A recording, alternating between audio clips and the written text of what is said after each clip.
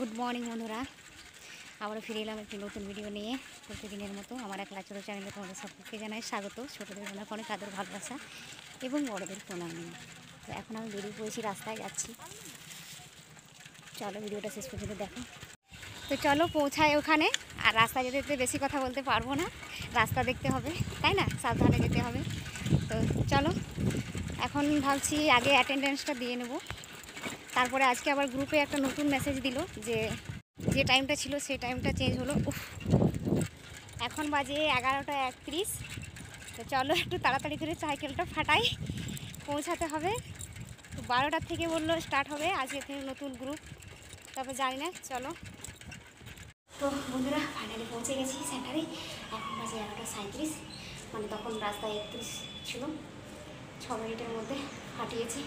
তো চলো এখন অ্যাটেন্ডেন্সটা দিই, ওটারই তো আবার প্রবলেম।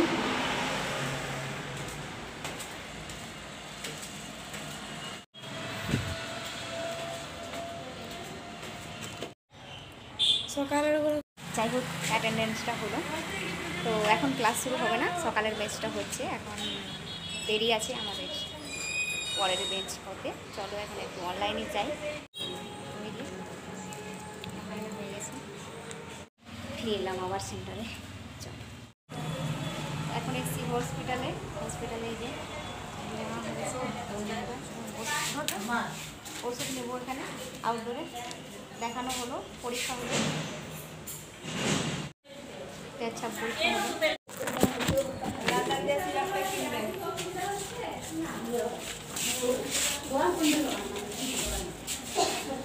এই ট্যাবলেটটা কিনবে।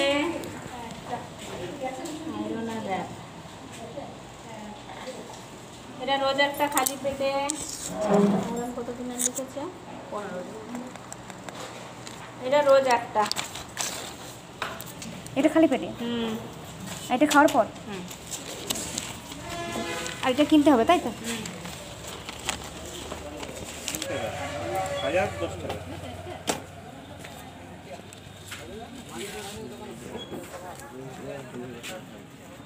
এখন বাজে সন্ধ্যে 7টা, আর একটু শুয়ে পড়েছি। শরীর একটু ভালো লাগছে না, এমনিতেই প্রবলেম। তোমরা তো জানো বন্ধুরা, আমার শারীরিক কিছু প্রবলেম আছে। সেই শারীরিক প্রবলেমগুলো মাঝে মধ্যে ভীষণ আমার চিন্তায় ফেলে দেয়। তো সেরকমই হচ্ছে এখন আর কি। আমার একটু শারীরিক সমস্যা ছিল, তোমরা তো দেখলে। দুপুরবেলা সেন্টার থেকে ওখানে গিয়েছিলাম হসপিটালে ওষুধ নিলাম। একটা ওষুধ কিনতে হলো 95 টাকা দাম নিল। পুরো পাতাটা দেখছিল, কিন্তু তো আমার কাছে টাকা ছিল না, হচ্ছে যে 195 বলছিল। তখন বললাম যে আমি ওষুধ দোকানে বললাম হাফ করে দিন আমাকে। কোমর ভীষণ ব্যথা করছে, আর শরীরটাও কোনো এনার্জি লাগছে না, ভীষণই দুর্বল লাগছে। শারীরিক প্রবলেম বলতে আমি দীর্ঘদিন ধরেই ভুগে চলেছি।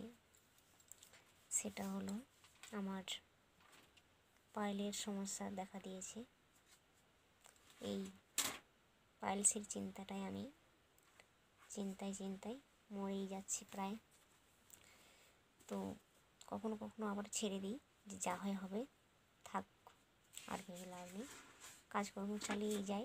আর এখন একটু সাইকেলটা তো বেশি হচ্ছে না, সাইকেলে অতটা চলবে না হয়তো, কিন্তু তবুও তো চলতে হচ্ছে। জীবন তো বড়ই কঠিন, তাই না? একটা গান আছে না, জীবন মানেই তো যন্ত্রণা, বেঁচে থাকতে বোধহয় শেষ হবে না, সেটাই আর কি। তো যাই হোক, বাড়ি ফিরে এসে আর ভিডিও করিনি। একটা কথা মেয়েদেরকেই বলছি, যারা ভিডিওটা দেখছো মেয়েরা, তো আজকে হসপিটালে যাওয়ার কারণ হচ্ছে যে আমার মেন্সের প্রবলেম হচ্ছে একটু, মানে অনেক দিন ধরে হচ্ছে, বন্ধই হচ্ছে না, সেই কারণে আর কি গিয়েছিলাম। এখন মেয়ে পড়তে বসেছে, আর বসেও থাকতে পারছি না, ভালো লাগছে না, ভীষণই খারাপ লাগছে। ভীষণ ব্যথা করছে কোমর, প্রত্যেকটা হাড়ের মানে ব্যথা করছে, চারিদিকে জয়েন্টে চারিদিকে শরীর ব্যথা করছে। এদিকে নানা রকম মানসিক চাপ চলছে। তো কত দিকে কত সামলাবো, আর পারি না। তবু তো এখন অনেক কিছুই বাকি, সব কিছুই বাকি, এই তো শুরু, তাই না? তোমরা আমায় ভালোবাসা দিও, সাপোর্ট দিও, আমি যেন এগিয়ে যেতে পারি। আর আমার নিশ্চয়ই জানি একটা সুখের দিন আসবে, আশা রাখছি তোমাদের সাপোর্ট ও ভালোবাসায়। তোমরাই পারো একমাত্র আমাকে সেই সুখের দিনটি ছোঁয়া পেতে। তো তোমরা আমায় ভালোবাসা দিও, অনেক ভালোবাসা দিয়েছো, আবার ভালোবাসা দিয়ে যাও এইভাবে। তোমাদেরকে অসংখ্য ধন্যবাদ, তোমাদের জন্য অনেক অনেক অনেক অনেক ভালোবাসা রইল। আর কিছু বলে কি বলে মানে তোমাদের ভালোবাসা কথা বলে বোঝাতে পারবো না, আর বোঝানো যায়ও না। তো যাই হোক, মানে আমার ওয়াচ টাইম এখন পূর্ণ হতে অনেক বাকি, অনেক অনেক অনেক বাকি, মাত্র 223 চলছে। তো বুঝতেই পারছো এখন পুরোটাই বাকি। মনে হয় এক এক সময় যে কেন যে করলাম, চ্যানেল খুললাম, আবার এক এক সময় মনে হয় না, যেমন করেই হোক চালিয়ে যেতেই হবে। তো এখন আমার আর ভিউজ আসছেই না, আর আমি ঠিকঠাক সময়ে ভিডিও আপলোড দিতেও পারছি না, শর্ট ভিডিওও দিতে পারছি না। শর্ট ভিডিও তো দেওয়াই হচ্ছে না, মানে শর্ট ভিডিওতেই সাবস্ক্রাইবারটা বাড়ে। একটা কথা কি বন্ধুরা জানো তো, মানে প্রাকৃতিকভাবে মানুষ যত না সমস্যায় পড়ে, মানুষই তাকে ইচ্ছা করে সমস্যায় ফেলায়। নিজের মানুষ যখন সমস্যায় ফেলায়, সমস্যা বাড়াতে চায়, তখন অন্যদেরকে আর কি বলবো বলো? অন্যদেরকে তো কিছু বলারই নেই। নিজের মানুষ যখন এত বড় সমস্যায় ফেলাচ্ছে, তখন অন্যদেরকে আর কিচ্ছু বলার ভাষা আমার কাছে নেই। তো যাই হোক, এভাবে লড়াই করেই চলবো, লড়াই করেই বাঁচবো। একটা কথা বলে রাখি, যে আমার সর্বনাশের কারণ আমার নিজের স্বামী, তাকে একটা কথা বলে রাখি যে নাটক দেখিয়ে কখনোই নিজে জয়ী হতে পারবে না, আর অন্যকে ঠকিয়ে তুমি কখনোই মনের দিক থেকে সুখী থাকবে না। হয়তো অন্যজনে তোমাকে দেখবে তুমি খুব মাথা উঁচু করে বেঁচে বেড়াচ্ছ, কিন্তু তা কখনোই না। এই ভিডিওটা তুমি যদি দেখে থাকো কখনো কোনো দিন, তো সেদিন নিশ্চয়ই ভাববে। আর একটা কথা বলে রাখি, যে আমি তোমাকে কখনোই নোংরা পথে যেতে দিইনি, আর সেটা চেষ্টা করেছি বলেই আমি আজ তোমার কাছে খারাপ।